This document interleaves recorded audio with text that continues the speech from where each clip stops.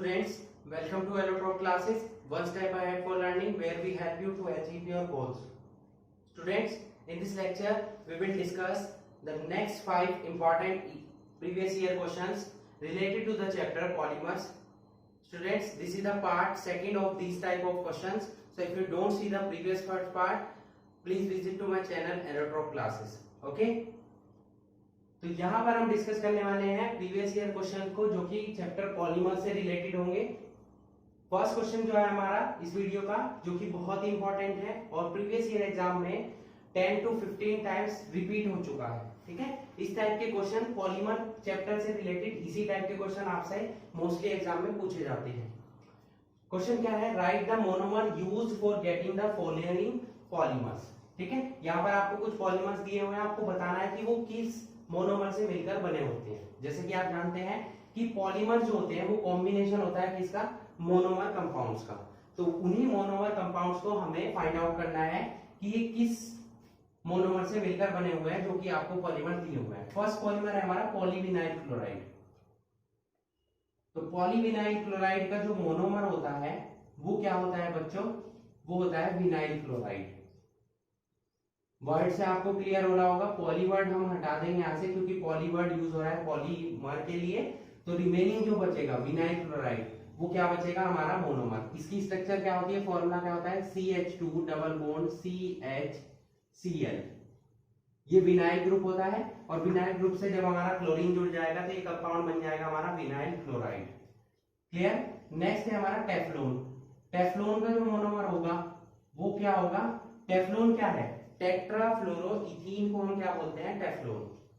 ठीक है, उसके पॉलीमर कंपाउंड को हम क्या बोलते हैं, टेफ्लोन बोलते हैं। तो इसका मोनोमर क्या हो जाएगा, टेट्राफ्लोरोइथीन।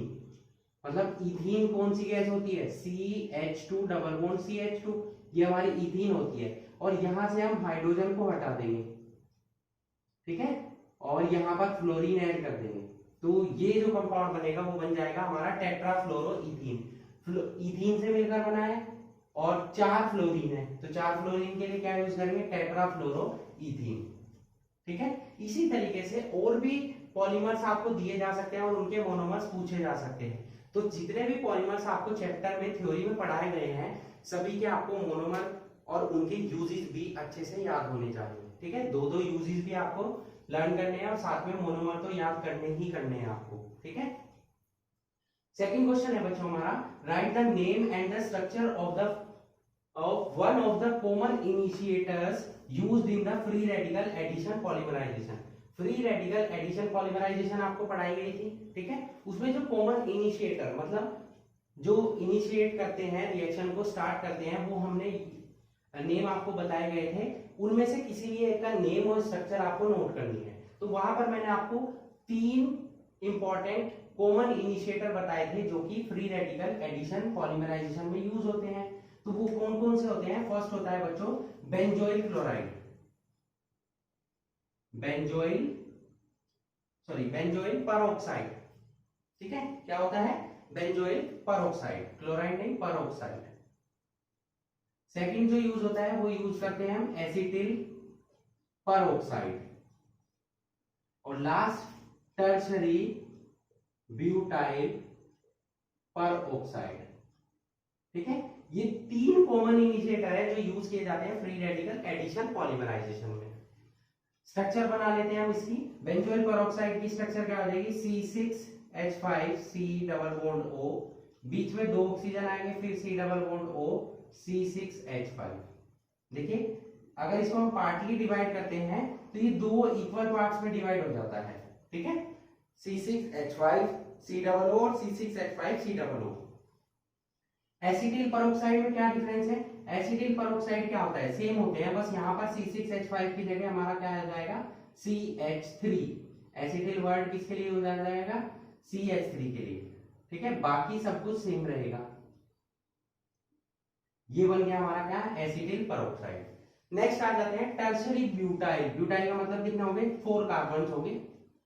ठीक है, तो क्या आ जाएगा CH3COOCCH3। यहां पर 2 CH3 दिखाई दे रहे हैं, यहां भी आपको अब की बार ऑक्सीजन की जगह क्या जोड़ने हैं, CH3 ही जोड़ने हैं इस कार्बन पर भी। तो ये जो कंपाउंड हमारा बनेगा ये बन जाएगा टर्सरी ब्यूटाइल परऑक्साइड। ठीक है, ये 3 कॉमन इनिशिएटर हैं जो कि यूज होते हैं free radical addition polymerisation reaction में। उस रिएक्शन को स्टार्ट करने के लिए, उस रिएक्शन को इनिशिएट करने के लिए इनिशिएशन होते हैं इस रिएक्शन में, इसीलिए इनको हम क्या बोलते हैं, कॉमन इनिशिएटर्स। ठीक है, तो तीनों के नेम और फॉर्मूले आप अच्छे से याद रखेंगे, एग्जाम में पूछे जा सकते हैं। क्लियर हुए दोनों question? So please note it. Next चलते हैं हम नेक्स्ट क्वेश्चन पर।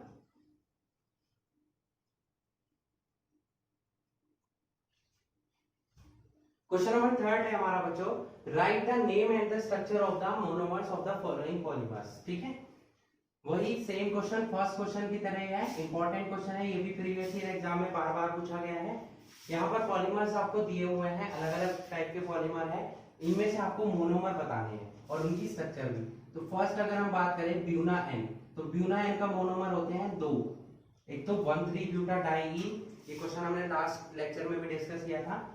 1,3-ब्यूटाडाइईन होगा, साथ में क्या होगा, एक्राइलोनाइट्राइल। ठीक है, तो 1,3-ब्यूटाडाइईन का फॉर्मूला क्या होता है, CH2 double bond CH CH CH2, ये हो जाएगा हमारा 1,3-ब्यूटाडाइईन। और दूसरा मोनोमर क्या होता है, acrylonitrile, CH2 double bond CH CH।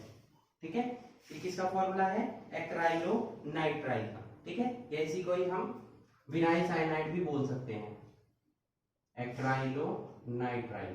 ये दोनों मोनोमर किसके हैं, ब्यूना एन के। अब बात करते हैं ब्यूना एस की। 1,3-ब्यूटाडाइईन तो इसमें सेम रहेगा। ठीक है, और दूसरा मोनोमर यहां पर क्या आ जाएगा, स्टाइलीन।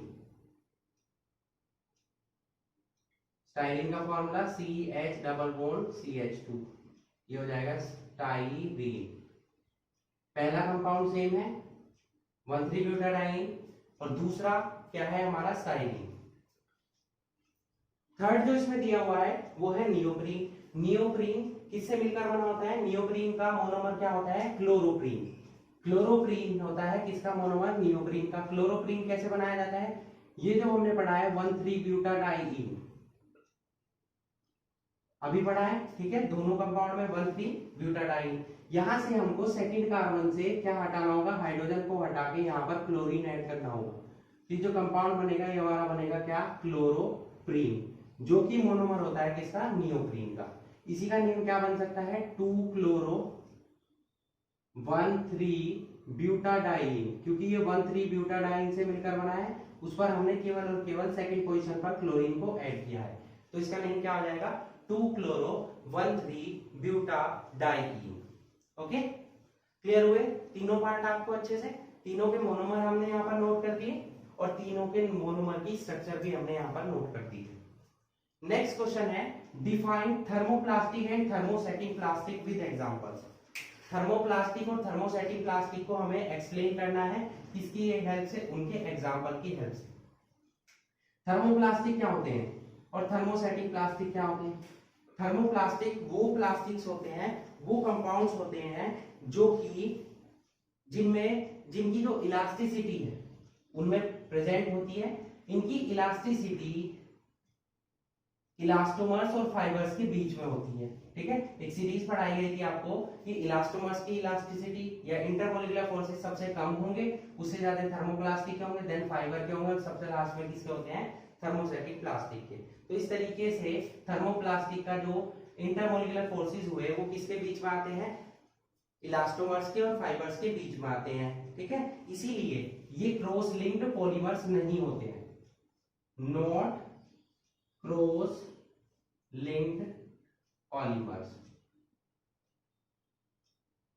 और ये क्या होते हैं, क्रॉस लिंक्ड पॉलीमर्स होते हैं।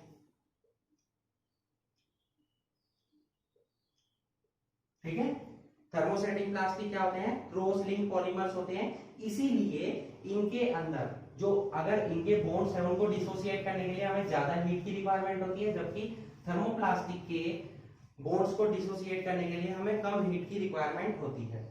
क्लियर हुआ? अब आ जाते हैं इनके एग्जांपल्स पर। थर्मोप्लास्टिक का एग्जांपल क्या ले सकते हैं हम, पीवीसी।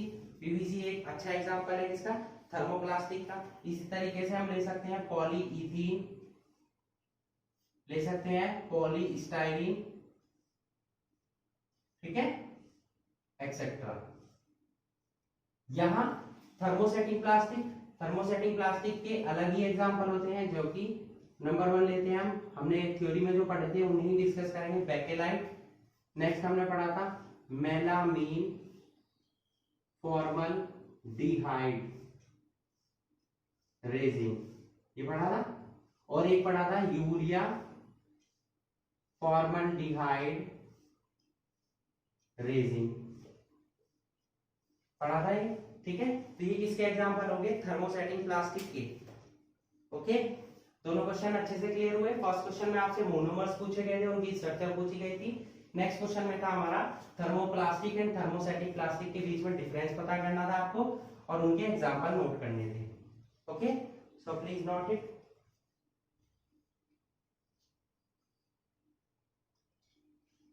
नेक्स्ट क्वेश्चन है बच्चों हमारा, right the difference between LDP and HDP. LDP और एचडीपी क्या होते हैं? LDP means low density polythene and HDP means high density polythene. Theory section में आपको पॉलीथीन एक टॉपिक पढ़ाया गया था, ठीक है। वहां से हमने आपको बताया था कि पॉलीथीन आपकी दो टाइप की होती है। नंबर 1 होती है लो डेंसिटी पॉलीथीन और नंबर 2 होती है हाई डेंसिटी पॉलीथीन। ये क्वेश्चन इंपॉर्टेंट है, दोनों के बीच में यहाँ पर आपसे डिफरेंस पूछा गया है। तो एक साइड हमने नोट कर लिया लो डेंसिटी पॉलीथीन और दूसरे साइड हमने नोट कर लिया हाई डेंसिटी पॉलीथीन, ठीक है। तो फर्स्ट डिफरेंस क्या हो जाएगा इनके बीच में, इस टाइप से हमने एक टेबल ड्रॉ कर लेते हैं, ठीक है। फर्स्ट डिफरेंस यहां पर क्या हो जाएगा, एलडीपी यानी कि लो डेंसिटी पॉलीथीन क्या होते हैं, ये होते हैं ब्रांच्ड चेन पॉलीमर्स, ठीक है। लो डेंसिटी पॉलीथीन क्या होती है, ब्रांच चेन पॉलीमर्स होते हैं, जबकि हाई डेंसिटी पॉलीथीन क्या होती है, linear chain polymers, linear chain polymers. Okay, number 2, जब ये ब्रांच चेन पॉलीमर्स है और ये लीनियर चेन पॉलीमर्स है, ब्रांच चेन पॉलीमर्स में क्या होता है, वो क्लोजली पैक्ड नहीं होते हैं, they are not closely packed, ठीक है। और ये क्या होंगे, लीनियर है, तो दे आर, ये कैसे हो जाएंगे, क्लोजली पैक्ड हो जाएंगे, क्लोजली पैक्ड, ठीक है। नंबर 3, ये पहली बात ब्रांच चेन है, ये लीनियर चेन है, ये क्लोजली पैक्ड नहीं होंगे, ये क्या होंगे, क्लोजली पैक्ड होंगे। अब जब ये क्लोजली पैक्ड नहीं होंगे तो जब हम इन्हें हीट अप करेंगे तो हमें कम एनर्जी की रिक्वायरमेंट होगी, मतलब इनके बॉन्ड इजीली डिसोसिएट हो जाएंगे, मतलब क्या होगा, इनकी डेंसिटी और इनका मेल्टिंग पॉइंट क्या होगा, कम होगा। It has low density and low melting point. भाई किसी भी कंपाउंड को अगर हम डिसोसिएट कर रहे हैं तो अगर उसके बॉन्ड ज्यादा स्ट्रॉन्ग होंगे तो उसे तोड़ने के लिए हमें ज्यादा एनर्जी की रिक्वायरमेंट होगी। अब इनके बॉन्ड क्या है, वीक है, तो इनकी डेंसिटी और मेल्टिंग पॉइंट क्या हो जाएंगे, कम हो जाएंगे, ठीक है। इसीलिए हमने इनको बोला लो डेंसिटी पॉलीथीन। यहां पर क्या होगा, इनकी डेंसिटी क्या होगी, हाई होगी, it has high density and high density high होगी और क्या होगा, high melting point, high melting point. Okay, ये 3 डिफरेंस हो गए। नेक्स्ट डिफरेंस पर आ जाते हैं हम, 4th, ये सभी कंपाउंड्स जो लो डेंसिटी पॉलीथीन होते हैं ये सभी क्या होते हैं, ट्रांसपेरेंट होते हैं। क्या होते हैं, ट्रांसपेरेंट, जबकि ये क्या होते हैं, ट्रांसल्यूसेंट, मतलब लो डेंसिटी पॉलीथीन के आर पार हम देख सकते हैं, जबकि हाई डेंसिटी पॉलीथीन के आर पार हम नहीं देख सकते हैं। ये हमारा 4th नंबर पॉइंट हुआ। 5th नंबर पॉइंट क्या होगा कि इनकी जो टेंसिल स्ट्रेंथ है, अब क्योंकि इनका मेल्टिंग पॉइंट कम है तो इनकी टेंसिल स्ट्रेंथ यानी कि स्ट्रेचेबिलिटी क्या होगी, वो क्या होगी, मॉडरेट होगी, ज्यादा हाई नहीं होगी, ठीक है। क्या बोल सकते हैं हम इसको, moderate tensile strength. Tensile strength समझते हैं आप, खिंचाव, ठीक है, स्ट्रेंथ भी इनकी क्या होगी, मॉडरेट होगी, ठीक है, मॉडरेट ही टेंसिल स्ट्रेंथ होगी और मॉडरेट ही क्या होगी, स्ट्रेंथ होगी, और फ्लेक्सिबिलिटी भी क्या होगी, इनकी मॉडरेट होगी। जबकि जो हाई डेंसिटी पॉलीथीन है इनकी टेंसिल स्ट्रेंथ क्या होगी, high tensile strength, tensile strength इनकी क्या होगी, बहुत ही हाई होगी according to the low density polythene, ठीक है। टफनेस भी क्या होगी, इनकी ज्यादा होगी,